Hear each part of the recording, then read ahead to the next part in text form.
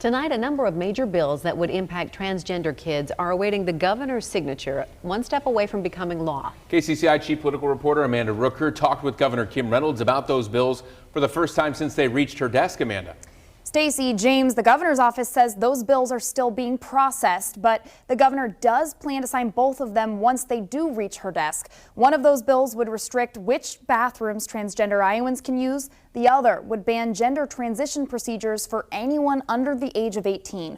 Today, the governor says she has talked with parents of transgender kids. The governor says, quote, her heart goes out to them, but she also says she believes the bills are necessary to protect Iowa kids.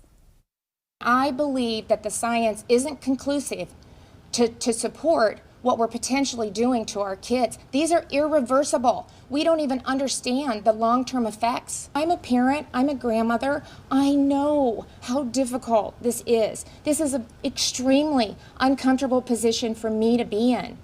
You know, I don't like it, but I have to do what I believe right now is in the best interest of the kids.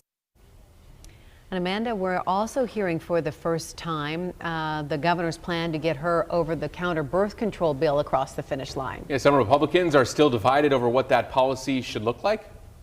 Yeah, Stacey, James, the governor says she's working right now to find a compromise that everyone feels comfortable with. She says she wants that bill to be passed. She wants to make birth control available without a prescription, calling it, quote, the right thing to do. My goal is to get it across the finish line, and so we're going to continue to sit down with lawmakers and find what that compromise looks like.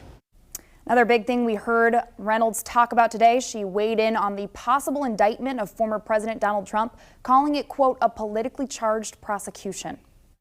You have an overactive DA who is hell-bent on taking out a Republican former President of the United States, and I think it's ridiculous.